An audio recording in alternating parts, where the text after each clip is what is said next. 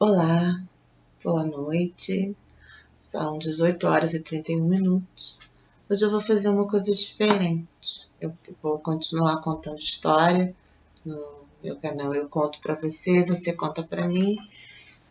Mas eu tenho postado as histórias sempre às 9 horas da manhã. Mas eu vou fazer uma coisa diferente. Vou postar uma às 9 da manhã e vou postar uma à noite. E vou começar hoje fazendo a leitura do Retorno do Jovem Príncipe. Essa história que eu vou postar à noite, ela não tem imagens. Eu vou convidá-los a usar a imaginação. Assim como o Pequeno Príncipe usava a dele. O livro é esse, O Retorno do Jovem Príncipe. Vem comigo? Eu conto para você, você conta para mim. Vamos? Este livro nos faz lembrar tudo que não convém esquecer.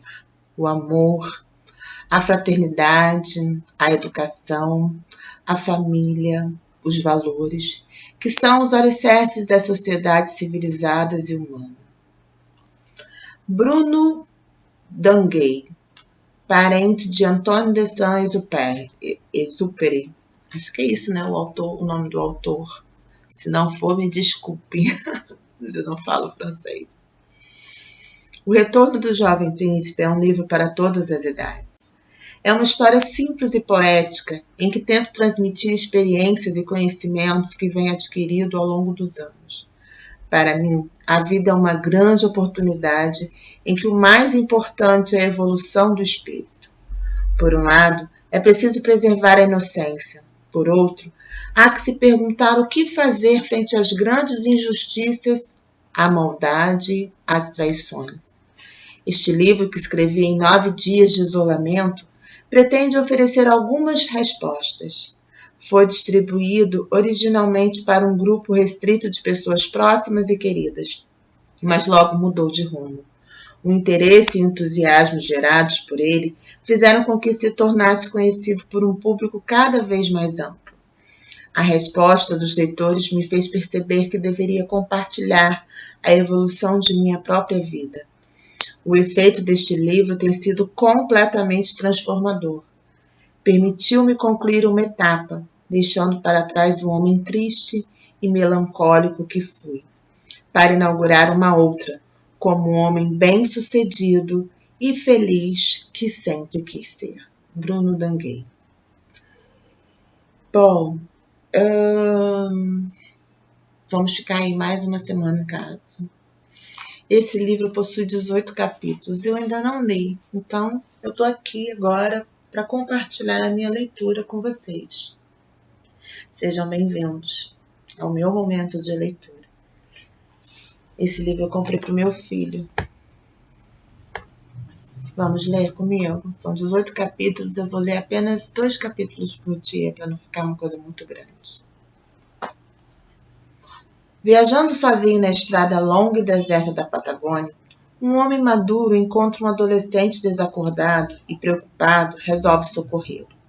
Quando o rapaz acorda, o homem percebe que não se trata de um jovem qualquer, mas de um príncipe, muito familiar que cresceu e resolveu revisitar o planeta Terra. Os dois viajantes, embora muito diferentes, embarcam num diálogo profundo e surpreendente, que vai iluminando com simplicidade as grandes questões existenciais.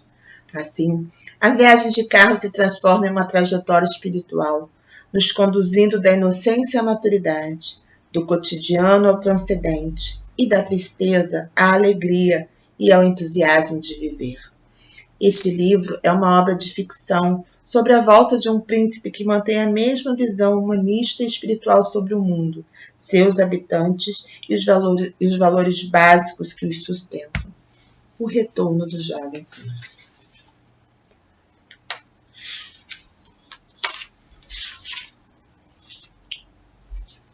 Bom, vamos. Prefácio. Se O Pequeno Príncipe é um livro universal trazido para 180 idiomas do nosso planeta, isso se deve ao fato de que sua linguagem também é universal.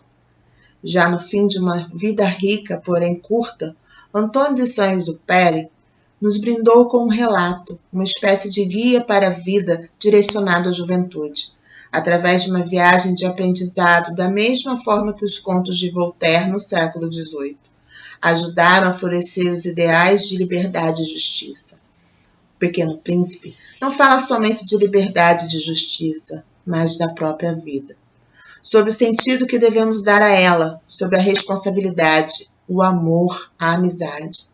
É a simbologia dos vínculos que reaparece a cada página, a relação entre os homens e sua ligação com o planeta e os seus elementos. Saint-Exupéry fala também da necessidade de conservarmos a alma de criança para continuarmos a ser sensíveis à poesia, à beleza e à pureza. O Pequeno Príncipe nada mais é que a representação do próprio Saint-Exupéry. É sua alma de criança que cresceu sem nunca se tornar realmente adulta, vivendo no céu e nas estrelas em busca da terra dos homens responsáveis e singulares. Quando partiu, deixou um tesouro e nos pediu com veemência na última frase de seu livro: não me deixem tão triste, escrevam-me depressa, dizendo que ele voltou.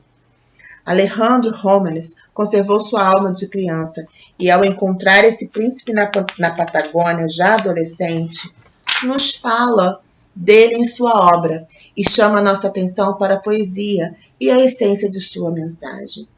Por que a Patagônia? Se perguntaram os leitores. Numerosas viagens me permitiram descobrir o quanto Saint-Exupéry é amado e conhecido naquela região. Em cada vilarejo onde o aeropostal fazia escala, fui apresentado aos hotéis onde viveu e aos restaurantes que frequentou. Me mostraram sua mesa e seus pratos preferidos. Às vezes apontavam a casa de alguma namorada e até chegaram a me levar ao lugar onde supostamente teria escrito O Pequeno Príncipe. Embora, na realidade, ele só o escrevia somente 12 anos mais tarde, em Nova York. Alejandro Romanes nos oferece uma compreensão de O Pequeno Príncipe. Já que conseguiu preservar a sabedoria deste livro de todos os livros sobre o caminho da espiritualidade, o retorno do jovem príncipe constitui um verdadeiro laço exuperiano em direção ao outro. Em um mundo devastado pela guerra que perdia rapidamente toda a inocência e alegria de viver, um ousado piloto francês, Antoine de Saint-Exupéry, lançou um livro, O Pequeno Príncipe, mas logo se tornaria um emblema universal desses valores perdidos. Mas que o fogo inimigo foi talvez a própria tristeza e o desencanto de Saint-Exupéry, com a aparente perda da espiritualidade e da simplicidade em uma época que acarretaram seu prematuro desaparecimento sobre o Mediterrâneo. Como muitos outros que leram O Pequeno Príncipe, eu também captei a simplicidade de sua mensagem e compartilhei a tristeza quando o herói criança que alcançara as profundezas de meu coração foi obrigado a retornar a seu asteroide. Somente muito mais tarde entendi como o ódio, a ignorância, os nacionalismos exacerbados, a falta de solidariedade e uma visão materialista da vida, entre muitas outras ameaças, tornariam impossível sua vida em nosso planeta. Muitas vezes perguntei a mim mesmo, como você talvez tenha feito, o que aconteceria com uma criança tão especial se continuasse a viver entre nós? Como seria sua adolescência? Conseguiria preservar a inocência de seu coração? Levei muitos anos para conseguir responder a essas perguntas, e mesmo assim, talvez as respostas que encontrei sejam válidas apenas para mim. Mas talvez, e esta é minha esperança, sirvam também para iluminar em parte o caminho da criança que trazemos dentro de nós. É com o propósito de ajudá-lo a ser menos infeliz, caro leitor, que me atrevo a lhe trazer uma visão mais positiva da nossa época, neste início de um novo século, de um novo milênio. Se você deseja ver fotos, lamento não poder satisfazer a sua curiosidade. Há muitos anos não carrego máquina fotográfica ou câmera de vídeo em minhas viagens. Na verdade, desde que notei que meus amigos se concentravam tanto nas imagens que já não prestavam atenção em minhas histórias. E é uma grave falha de minha parte não ter incluído alguns desenhos. Mas que uma envergonhada confissão de falta de talento artístico, Porém, minha decisão resulta de um profundo respeito por sua liberdade de imaginação, caro leitor. Espero que você consiga enxergar através de minhas palavras como o pequeno príncipe era capaz de enxergar o carneiro na caixa, sem, no entanto, levar minha história muito a sério. Espero também que você me perdoe a inclusão de pensamentos e considerações que me vierem à mente quando os eventos ocorreram, cuja existência eu quis deixar registrada ao recontar a história. Dito isso, vou relatar o que aconteceu exatamente como aconteceu.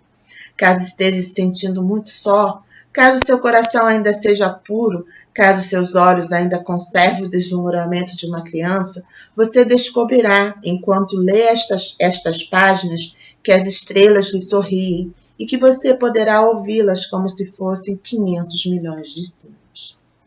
Vem comigo. Esse foi só o prefácio, a introdução. Quero começar a ler O Retorno do Jovem Príncipe. Mas não quero um vídeo muito comprido, porque senão eu sei que vai encher o saco de muita gente. Então, se você gostou, vem comigo amanhã. Eu espero você. Tchau.